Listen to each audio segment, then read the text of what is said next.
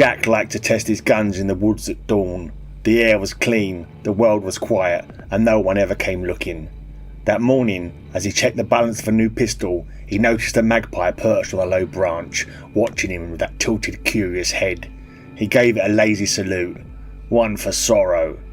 A second magpie fluttered down beside the first. Jack didn't hesitate. He raised the pistol, fired once, and the bird simply wasn't there anymore. Two for joy, he smirked. The surviving magpie screamed, a sharp, furious sound, and vanished into the trees. Jack holstered the gun, satisfied.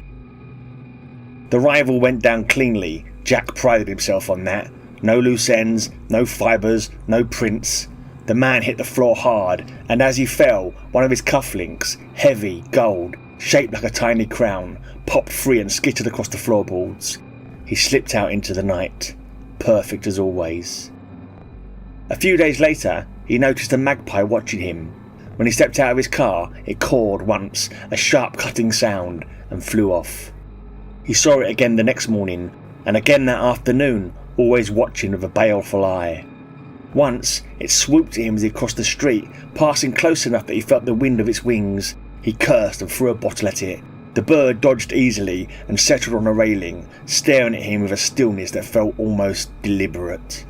Jack shook it off. Stupid bird. He had bigger things to worry about. When the police arrived with a warrant, he was ready for them, smug even. He leaned against the kitchen counter, arms folded, watching them tear his flat apart with the calm confidence of a man who had never once been caught. "Take your time, lads. I've got nothing to hide." For a while, it looked like he was right. Cupboards opened, drawers emptied, carpets lifted. Nothing. Nothing at all. Then one of the officers stepped out of the bedroom, holding something small and gleaming between two gloved fingers.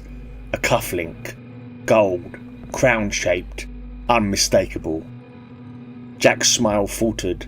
The officer's voice was quiet, almost gentle. "This belongs to the man who was killed.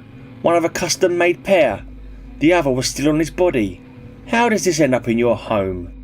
Jack opened his mouth, but nothing came out. They cuffed him by the window, and as the metal clicked shut around his wrists, he looked out and froze. The magpie was perched on the railing outside, staring straight at him, unmoving, unblinking, cold as judgment. And somehow, without logic, without explanation, he knew. He knew exactly what had happened. He knew exactly who had carried that cufflink into his home. A bird that gives shiny gifts to those it liked, could it give them to those it hated?